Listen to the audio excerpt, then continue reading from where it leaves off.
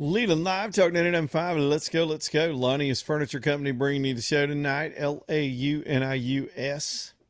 I always spell it for you just so you get it right. If you want to go online and look at some of the brands. Once you see the brands, you'll know this is legit, man. These are brands I've heard of my whole life. Maybe you've owned some of these pieces from Lazy Boy or Bassett, some of those type brands. They've got the high-end stuff like Stressless in the store, an acre of selection, an incredible team of people to help you pull it all together, from professional design help to staying out of your way because you know what you want. They know how to handle that and the whole step of the process. Reggie reached out to me today as, man, we're in tax season. Some of y'all took it hard. They're having their save the tax sale that they do from time to time. The whatever the sales tax is, it's going to be going on from now. It says until Monday.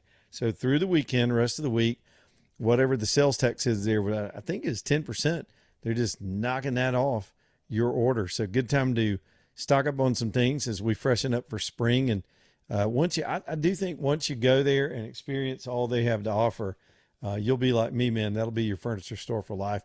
And it's nice. You don't go buy furniture every day, but when you really want something and you want to get that house tricked out right, it's good to have all of it in one place.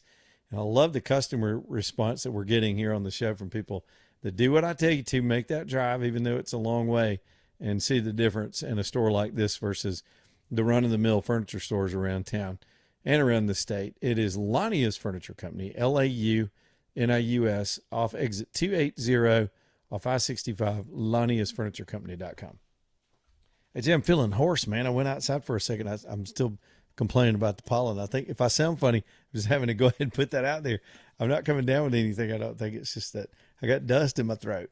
It's everywhere, man. It's not going to go away.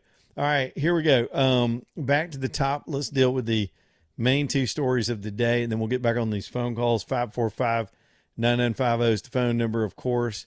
It's all about Iran. It's all about the Strait. It's all about the markets and friggin' Eric Swalwell. Who would have thought? So today we had back-to-back resignations in Congress. I don't think I've ever seen that. And it has been, I'm telling you, when you stack a newscast, you always lead with the biggest thing. And today, the Swalwell scandal has replaced some of the Iran updates. Granted, there hasn't been a lot of activity on the Iran front today. No major bombing, no major threats, no major anything, no major developments, other than increased ship traffic, and the market seemed to be heading in a better direction on the optimism of a resolution. And we'll get into the details of that in just a minute. But yeah, if you just break it down and look at all that has gone on today, Swalwell moves to the top, and that's along with this Gallego senator that was his running buddy. He was his wingman. This guy had to come out in the Senate, and I think he could be as culpable. I mean, he's almost as smarmy as Swalwell. But this guy who got himself into the Senate from Arizona, he's got that ick factor too. And there's so many pictures of them together. And some people believe that this video of Swalwell trying to mac on a prostitute who's completely freaked out, or what is being described as a prostitute that was completely freaked out in this video. That is disgusting as it is, as much as we've all had to watch this stuff. A lot of people believe the other dude in that video on that bed is indeed this senator. And we don't know where that is. Looks like a hotel room, but who knows? All this other videos coming out. We had a woman come out today, and I'm trying to be delicate here because I know some of you traveling with the little ones in the afternoon. But if I could talk in code to the adults, apparently he might have spiked her drink with something and that she blacked out, and that the what followed was both violent and an assault in those ways. And she described all that today in a news conference, surrounded by her attorneys. She gave a written statement, seemed to be very shy and vulnerable and bashful. And then they headed right over to the LA County District Attorney's Office in California to pursue charges. That's another interesting part of the Swalwell thing. He's being looked at criminally in the moment, even though today he formally resigned from Congress. He's being looked at in California and New York. There are some of these incidents involved the Manhattan DA's office, and I don't have any sudden trust in either one of these offices to go after some people politically, but I will tell you this. If it was the Democrats that brought this whole thing up, they were taking out one of their own for their own purposes. And so I don't know that they're going to get the typical break that Democrats get with these DA offices. And then you add the Fang layer to it, which has resurrected its ugly head. Now that goes back years and years. But nonetheless, we firmly believe that he was being worked by a Chinese operative that may have collected information from him. And we do know that the previous administration, this is where the scandal grows and blows back on the Democrats. Not only did a lot of them quickly run out and become mouthpieces for Swalwell, defend his character, give him a promotion, put him on intelligence, but they ran a sham investigation into the whole situation with Swalwell and basically swept it under the rug. He kind of got the Hunter Biden as Epstein treatment, where you pretend to investigate, the Hillary treatment, where you launch a very visible investigation and come back and conclude, well, there's just nothing here, and hope everybody moves on. And guess what? Everybody did. Swalwell stays in Congress and continued to attack people. Last night, I saw a video last evening of a group of women, and it wasn't the lady today. It was another 3 young ladies. They were telling their stories, and one of them said something pretty profound to the interviewer. It looked like a local TV station. I'm not sure who it was, but either way, she said they feel like that by coming forward now and getting this guy off the political stage, they have preemptively prevented other women in the future from becoming his victims. They think he was such a serial assaulter. And again, this is their opinion, having encountered this guy, that he would have continued to do this had he gotten away with it or remained in Congress or remained in politics and had that platform to use to get his entree to vulnerable, young, impressionable girls, that he would have continued to do it for decades. And I don't think there's probably not much doubt about that. If not held accountable, when would he have ever stopped? How would they have stopped him? So just because he resigned and he dropped out of Congress today and he's has dropped out of the governor's race, doesn't mean that the whole thing's over. I think there are too many people now. It's a vendetta, and it's getting this sort of Bill Cosby air to it. Now, some people criticize that, and I understand it. I mean, we don't know how much of this is exaggeration or is it worse. But what you do know is as soon as you get 1 or 2 women that will come forward against men in these positions, sometimes that's when the dam breaks, and suddenly they hear something in the reporting that sounds familiar to them too. And while in their personal lives, they've done something that was embarrassing when they were younger and were taken advantage of by this guy, they were probably frightened or didn't know how to report it or say anything. It was probably less troubling in their lives to not admit it out loud or to say.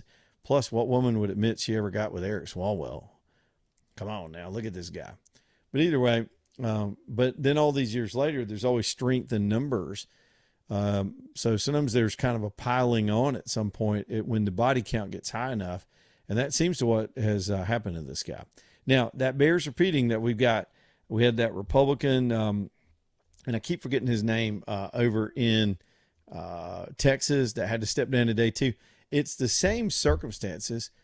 He was alleged to have had an affair with a staffer who eventually set herself on fire and killed herself over their relationship for whatever reason. And he went into denial mode. And then suddenly he is, trolling the halls of DC, being questioned about it, blowing it all off. And now he's stepped down back to back today in the House as they gavelled into the session. We had 2 different congressmen people, 2 different parties to step up and resign because of their own proclivities. And it just goes to show while the Democrats are taking the bigger hit here, Swalwell is a much more obnoxious, high-profile dude. And, by the way, running for governor of California, the atrocities are the same, and the political fallout is similar. And this knows no party affiliation. I'm here to tell you there are people that are they get into this vortex of power and influence, and they go down these paths. And it's not just the men. We've got this woman, I think she's from Georgia, that just got busted for stealing FEMA money. She's probably going to have to be forced out of the Congress. If she won't quit, they're going to vote to kick her out. And then we got this Corey Mills back on the Republican side, who's accused of a lot of heinous violence toward his former spouse. That may be grounds for the Congress to look into him and vote to kick him out. If there's enough pressure, he'll just quit. I don't know where that goes, but all that stuff in the news today. 4 different scandals at the same time working their way through Congress. It's embarrassing. Okay, and then, of course, the other story is the situation with Iran and the Strait. Where are we at? Let's talk. The Iranians are begging for another set of negotiations after we walked away this weekend, according to everybody involved. Even some of the other international players are saying the Iranians want another chance to discuss because Trump's jujitsu move over blockading their blockade is having a great effect on them, probably even more so than bombing in some ways, because what we're doing is not actually a blockade. I believe that's a misnomer. We're blockading the Iranians, but we're opening the strait up to other traffic, and that traffic picked up today, which led to it's not resumed to its normal pace, and it won't until probably a surrender peace deal is negotiated. But the traffic did pick up because we've got United States military now in the strait, moving back and forth, clearing mines or searching for mines. I haven't seen that they even found any. They're doing a grid pattern, which people have been able to observe that are watching what we're doing, and we're sweeping grid section by grid section to make sure that the strait is clear of the unknowns, and then securing the whole operation. So ship traffic probably day by day, with or without an agreement, starts to improve.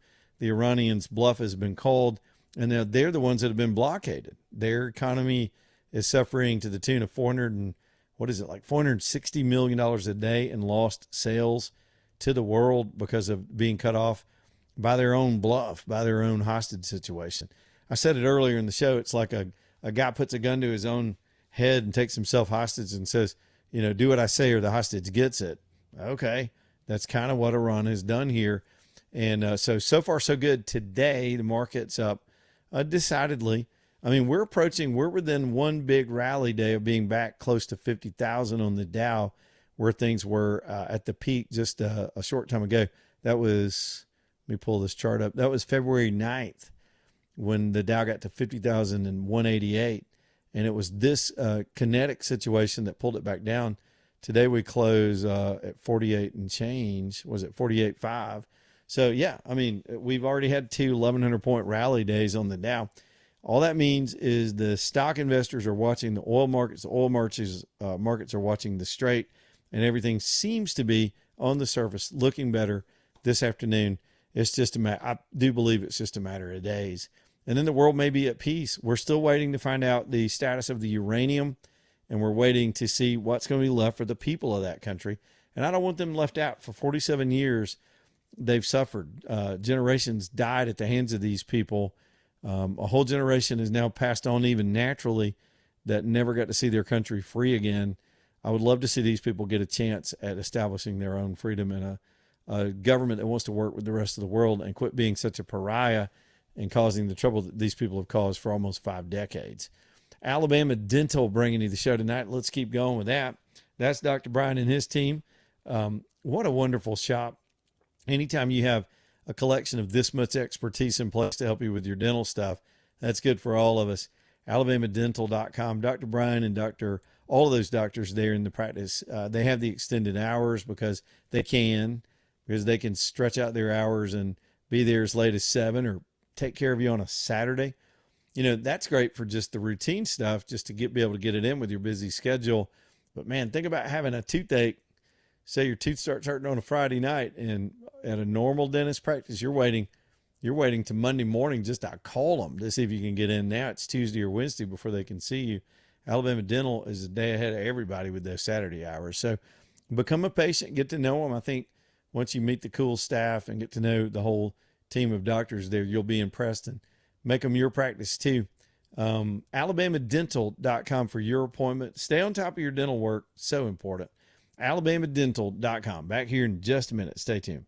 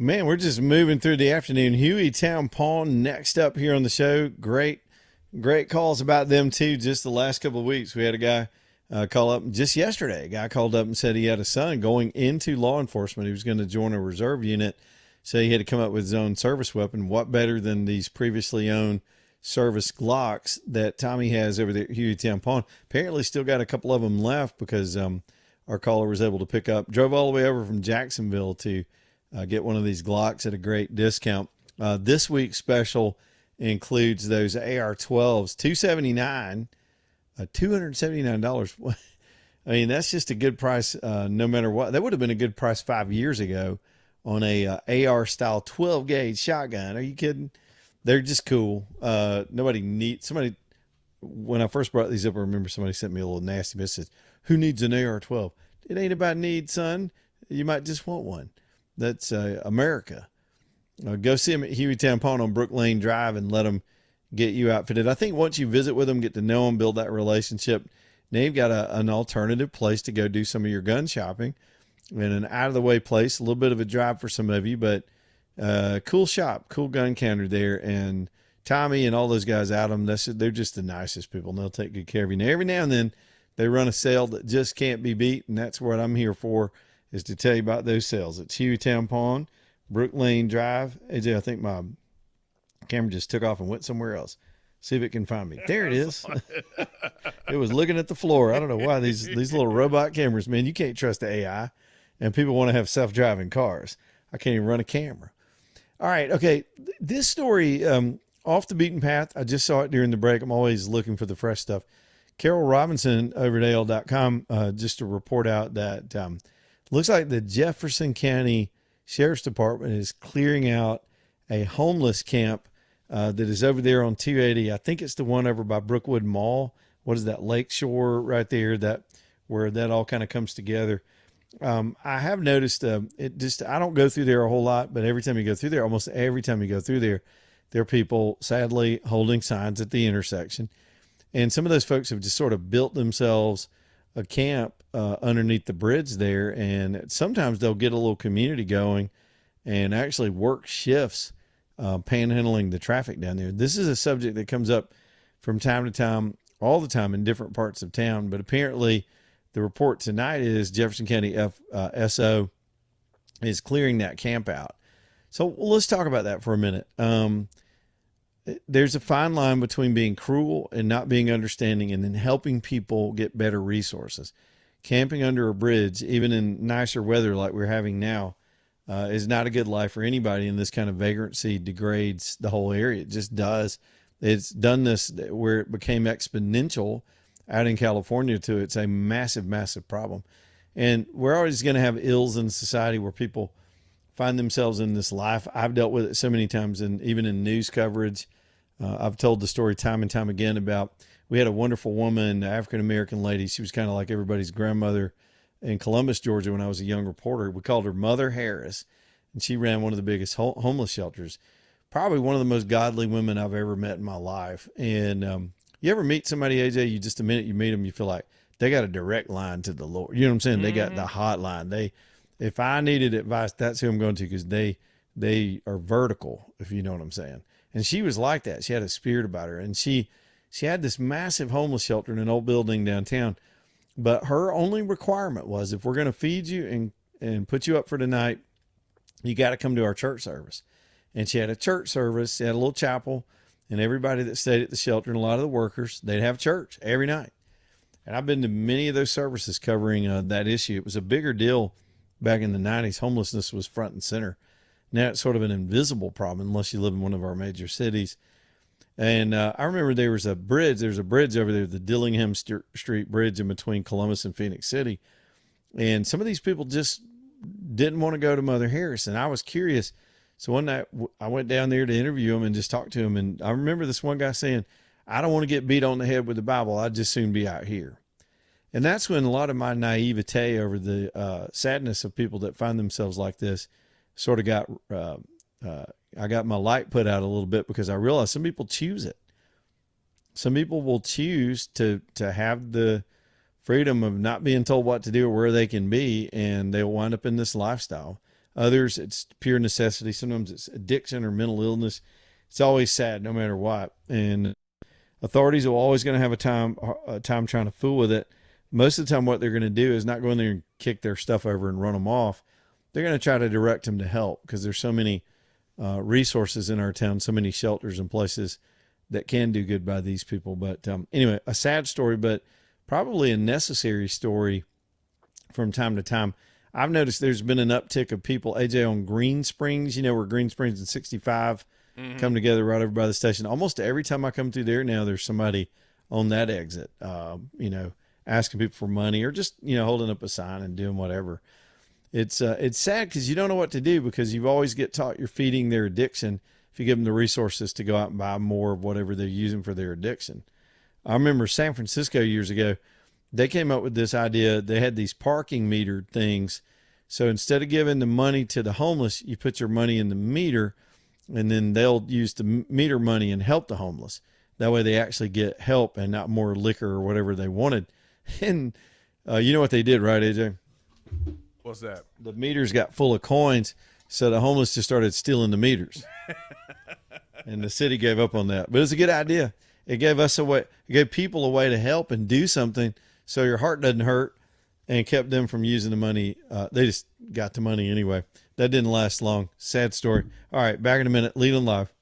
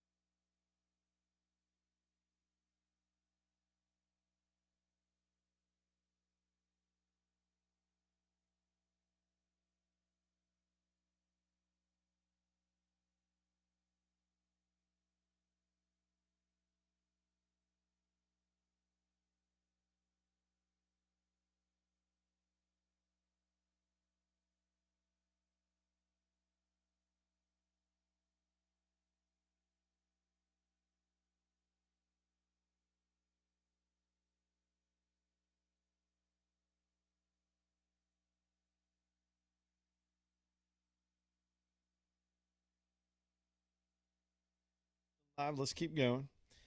Man, Mandu might just be the ticket for you if you're trying to get it right as we head toward me. It was one thing to get through your New Year's resolution, but here comes bathing suit season. Here comes being outside with your shirt off, fellas.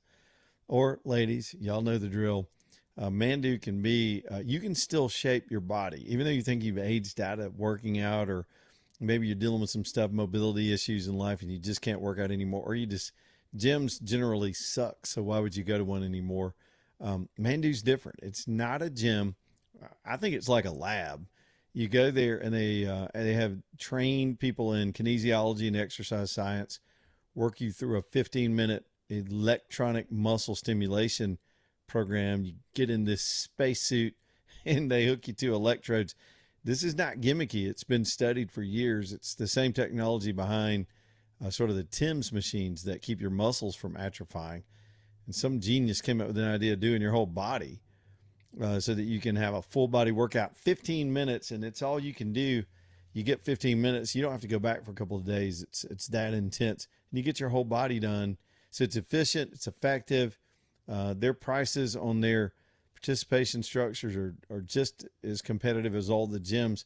And you get your own dressing room. It's just so different than what we've always known about working out. So don't give up. Still tone and shape and keep yourself good to go. Especially if you're doing the weight loss shots, you need to take care of your muscle density and your bone density. You can't just lose the weight and look at the scale and think you're healthy. You got to keep strengthening yourself. This is a good complement to that. Mandu, locations in Tuscaloosa and Huntsville these days. Mandu.com. Mandu.com. All right. X apparently is facing some outages that are floating around. I noticed mine shut down for a little bit, but it seems to be back up now. I use it quite a bit during the show to just keep up with the breaking headlines, but I did see that come across. I thought it was my computer or my connection, but turns out the whole service is having issues. I would suspect maybe it's Fang Fang and the Chinese trying to cover for Swalwell this afternoon. Who knows? Let's go to the phones. Darwin is on line 3. What's up, Darwin? Hey, Leland. I just wanted to get two things out. Okay. If Nick Fuentes and Tucker Carlson and Candace Owens was brands of toilet paper, Yikes. I believe I'd rather go out in the woods and collect poison ivy for the job. These suckers on their side have got 7 nuns in New York facing 10 years in prison because they're refusing to do the transgender affirmative things with elementary students and stuff and the counseling. And they're filing an appeal with the Supreme Court because it violates their First Amendment rights. It is a Christian-based school, and they're threatening to take the license and stuff away from the school. And I don't know if they're still in jail or what. It was reported by Steve Lance last night. Yeah, I don't know much about that. You said this was in New York State? Yes. And I'll have to do some homework on that. Kathy Hochul. Who? Yeah. Well, so what's that got to do with Tucker and all those podcasters? They're for it. What do you mean they're for it? All of that. Yeah. Well, I don't know. I think too much stock has been put in this group of people that are just being used in a huge propaganda machine in this country right now, and they're not even aware. I don't even know if they're aware of it. How we're in a dangerous world right now in terms of just information in general. So I'll do some homework on that. I don't know much about that, so I can't comment on it too much, Darwin. Hey, God bless you, and you take care. All right, bro. I'm not going to sit here and talk about everything if I don't know what I'm talking about. So, but I will go do my homework. We'll try to pull that in later too. Like I wouldn't have known about this Virginia situation with the governor basically signing over their vote in the presidential elections to whatever the hell California wants to do. That's an amazing turn of events that this translucent, pasty-faced troll of a governor. I know I'm being nasty, but I don't like the woman at all. Ugh. Okay. Back to while I'm talking about icky people, let's go back to Swalwell for a minute. There's increasing noise tonight you know, it happens so fast. You got to think it's more than just a few women claiming things happened years ago. How many times have we heard that story? Women coming forward claiming this and maybe exaggerating that or over or understating this or that. But you'd think there's much more there. There's more of a smoking gun for Swalwell to run for cover that fast and to get the heat that fast, for them to rally that fast. And the rumor mill swirls tonight that this may very much involve underage young girls.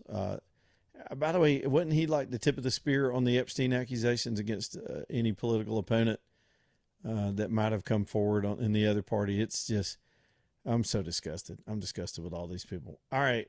So enough of that. Anything else happens on it, we'll let you know. Here's my favorite story of the day, though. I want to change the subject for just a minute. I didn't think this was real. Nowadays, you see a story, and if it's good or bad or whatever, you got to double check it and triple source it and check it again, especially if you are putting things out there like we are on the radio show. But this is my favorite story of the day, mainly because I'm an old dude now, and I'm always pulling for the old guys. Hey, Jay, have you seen the story about this 60-year-old cancer survivor that wants to be, he would technically be the oldest person to ever play college football. He is trying to get himself in shape at 60 to play college football. He's ready to hit the field. There's a picture of him training and working out. His name is Tom Green. He is a political science major at McDaniel College. Mm-hmm. I think it's in Pennsylvania. I want to say Pennsylvania. He owns a wooden pallet company. Yeah, in Pennsylvania. He was diagnosed with stage 4 kidney cancer in 2015, and it says he was checking out in 2017. They thought he wasn't going to make it. Then he fought it off and beat it, and now he plays on the D-line and made something called, it's a Division III football program, and there's video of him doing his thing. He's up there doing his, trying to fight the O-line. Good for him. I'm all about it. Man, look, bro. I'm sorry, man. Come on. I get it. I mean, I look. If I beat something like that too, yes, I'm trying to relive my youth, because it's True. almost like you get your second chance. Yeah. But bro, you gonna be hurting. Let one of them little kids his hit body, you. man. Let I know. one of them kids hit you really good, and you 6 years old, dude. Look. Hey, here's the thing, man. I think I'm way tougher than I probably was when I was young enough to be athletic and all that stuff. I think I'm tougher. Yeah. But I ain't going to last as long. I'm not going to last as long. I don't bounce anymore. I couldn't, one good lick, man, and I'd be it, AJ. Yeah. I would, if I was just a punter. I mean, look. I'd throw a hip out trying to punt. There's no way. I was playing kick. I wasn't even playing. I was practicing. My knee is still recovering from that. Like, I'm over here like, oh my God, I'm putting like Bengay on my knee. I'm stretching my leg out. Yeah. This dude is 60 years old. And he's trying to. It's like Al Bundy, you know what I'm saying, from Married with Children, who still relives his youthfulness. He gonna get hit one time, he gonna be like, all right, I'm finna retire. Well, he's taking it on in practice. I'm watching him do it. He's got good hands. I had a D-line. One of my sons was D-line, so I kind of know the technique, what he's supposed to be doing. He's a pretty fit. He's a big dude. He's a strong dude. I bet he's probably 230, 245. Yeah. A pretty tall guy. I mean, he's still got the body for it. Because, linemen are built that way anyway. They're just big and strong. He's standing next to the little quarterback. Man. But here he is, 40 years older than all these kids, tripled their age. He's out there knocking heads at practice. What do you think? Well, I mean, that's practice. And then I'm looking at it, they're not like fully padded. That's practice. Wait till he gets into a game and they see him. They're like, oh, I'm finna like take the other team. Out. Yeah. Like the other team's like, oh, I'm finna take him out. $5 for whoever knocks out Pawpaw. Because come on, man. You know it's going to happen. You know it's going to happen. And look, more power to him. If I was his age and I beat like stage 4 cancer like that. That's what I'm saying. That's I'm rocking with him. But I don't know how often he's going to play because, he still got bad knees. It's like Rudy, man. It's like Rudy. But Rudy only play like 5 seconds, man. Well, what counts? Okay, he goes through practice every day. He gets to play in a few games. Does that count as playing college football? I mean, does he have to start and play, the whole season, or what's going to give him credit for being the oldest player? I don't know. He's on the team, so technically he's on. He is the they're in oldest spring player. training, so they hadn't had a season yet. So I don't think he's there yet. But if they, like you said, he's on the team, so he'll get to get on the field at some point. Maybe at this D3 college. How hard could it be in D3, AJ? Come on, man. Man, come on. Just saying. Now.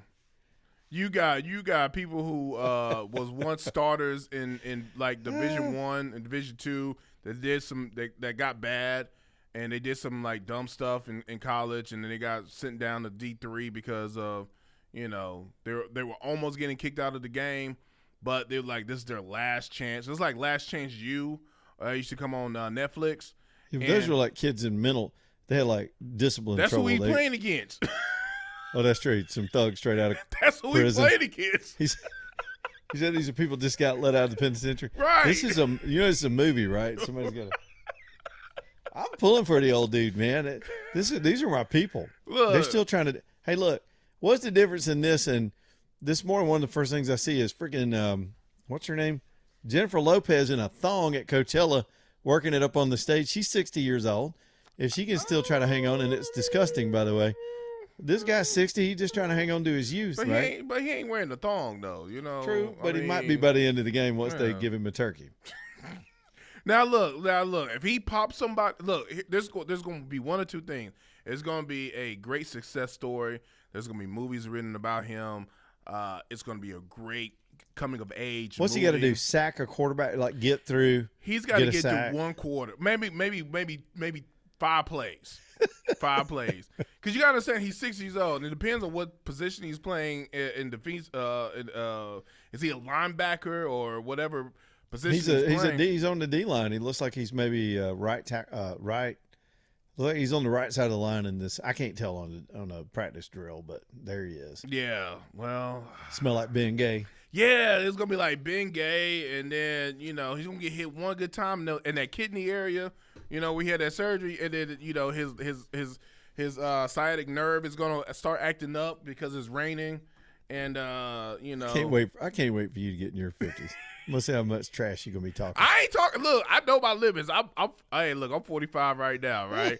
And like I said, I went to try to practice kickball and felt like I blew out my whole knee. It is still struggling right now. I'm gonna have to go to the doctor to look at this thing because I don't know what's going on. Do you remember that time? How many years ago was it when you and I and the whole team? It was Lindenberg and Murphy and Richard and all of us, and we went and did. We had a softball team, and we played this charity softball game. But before that, we did a 5K, and also had so in one day we did a 5K together. Mm-hmm. My first and last. Just finishing was a victory. Then I had to to better than all of us. I had to get in a Dunkin' booth, and then we had a softball practice the next day. Yes. That's the sorest I've been probably in my life. The softball would just hit the ground and roll past me, and I'd just look at it like I ain't been to that. I ran a 5K yesterday. That's not happening. Well, look, you did better than all of us. Now, okay, so I came in second to last, and I felt, third to last because, Ani and her husband, they were walking, and they were just strolling, looking at the scenery and stuff. And I was over here, like, huffing and puffing. I was over trying to speed walk, thinking I was doing something. And it was me and this other big guy, and I was like, look, I can't let you beat me, man. I told her, I was like, bro, I can't. And we were, like, battling towards the end. It was like, like that. So you just didn't want to be last. I remember you coming across. Man, look, we were battling. We were elbowing each other. I like double tied his shoelaces. Like I was really trying to cross. Like I was not going to let him beat me. Did y'all ever both just stop and take a breath in the middle of times? Just couple of times, because I didn't realize how far that the finish line was. I was like, "Are we not there yet?" Like, oh my god, I remember. Yeah, me, like help me. I'm struggling over here. Like I got out. Old man walked like mall walk from Richard. Like Dixon. Fred Sanford's like, "Come in, Elizabeth." Yeah, like I was struggling. Like Richard Dixon had the straw hat on. He was just like he was power walking with his New Balances on. Like he walked in a mall all like for practice, and he got right off a cruise ship and beat all y'all because Richard finished. My man finished. Matt Murphy, like he was strolling, talking. And he was like, "All right, I gotta go," and then he just like sped off. And I'm like, "Bro, like where'd you get this energy from?" Yeah, it was a struggle, and I felt that for like months. I'm trying to figure out the year. I was scrolling back. I'm sitting here while you were talking, going through all my old pictures, going, when did we do it? What year was that? And it was early on when we first got the station going. So, because you remember we used to get out in public. Mm-hmm. Yeah. We used to do station events. We did like the barbecue eating competition. Oh yeah, we'd go out and do things together as a team, and then we sort of just kind of quit on life. And, and we were lucky to get through the show. You talked about the softball thing, right? I was like, oh yeah, I was prepared. I bought cleats. I bought a new glove. Oh yeah, man, I was so ready, and then it rained, and then I didn't even get a chance to hit. Like I was like, come on, that's I was about to be like Babe Ruth over here and knock one out of the park, and it rained and it got shut down. We got like 3 innings in. Here's the dumb thing for that. I know we're going down nostalgia road, but I remember we did that. We pulled a station team together, and we played a professional softball team, and they smoked us so bad. It was not going to be competitive, but it was just flat embarrassing, AJ. Why didn't we mix it up and put some of us and some of them on each team and make it kind of fun that way? Right. They came out, I think they hit like 30 runs in the first inning. I was playing outfield. I ran till I blew a lung. And then I just quit running because it was going over the fence. Right. I just stood there. Right. They'd hit one out, then they'd hit one out. They were just making – it's like the Harlem Globetrotters. They were making fools out of us. Right. I think one of them like was blindfolded somehow and like. Oh yeah. One of them got down on his knees and hit it out on his knees.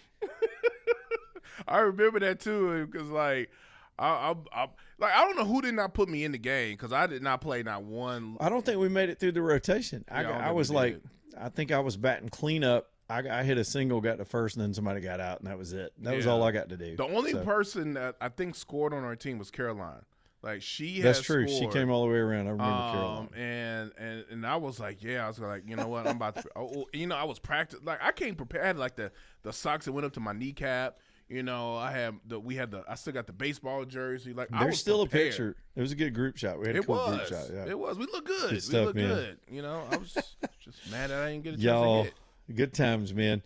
Yeah, but AJ's saying Ixnay on the 60-year-old, he ain't gonna make it. Nah, man. Look, he gonna get. Look, I like I said, I'm committed. I'm not trying to hate on him, but I'm realizing when you get a certain age and you're in your 60s, you're talking about kids that are Division III. Like they're trying to prove themselves. They trying to get to the whole nother level, and you get on that field. I know you might be right tackle, but you're gonna either try to make a hole or you're gonna have to like stop. Well, no, you're defensive line, so you got to try to stop a runner, a running back, or you're just gonna fall down one time, just on the ground by yourself, just fall down. And you get stepped on, and you're gonna be nah, man. No. I'm pulling for him. I hope he makes it through the season, and we make a Disney movie out of it. And then they'll gender and race swap him, and he'll be man, look, like he gonna Gary be at Coleman will play this guy or something. He gonna be at the movie premiere fully casted. Yeah. He gonna have to drink a soda out of a straw, and it's like, nurse is gonna be pushing him. The movie is posthumous. He died trying to play defensive end. Distinctive pools, man. If you want to impress your family, don't go out for the football team. Just build a pool. They'll love it. They'll love it. They'll actually come visit you, Grandpa. You got to give them a reason, right? They'll love the pool. You've still got plenty of time. We've still got plenty of swimming weather left this year. And if you build it right, build one of these outdoor living areas with TV and maybe even outdoor kitchen, all that stuff with it. You can use it all year. Use it through the fall. I love that idea. Just make it all part of the home, not something that you stuck on the end. Distinctive Pools builds beautiful stuff. They'll build it right. They've got decades of experience amongst the whole team. Gary Levac alone's got 40 years. And then you add his very experienced staff. They've got finance companies to help you make this happen. Quit waiting on it. YOLO. Get this done. You got to start with a phone call. That'll get them out there. Y'all can draw it all out, get a design, and get going. It's distinctivepools.com. Distinctivepools.com. Back in a minute.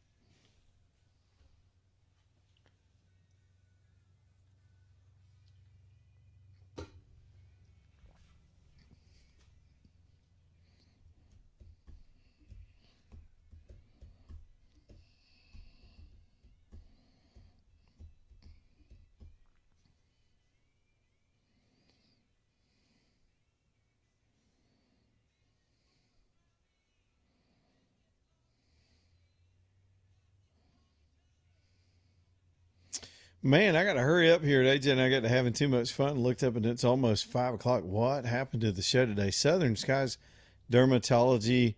Speaking of getting older, let's be real. As you age, your body loses off the ability to fight off all that damage we do when we're young and healthy.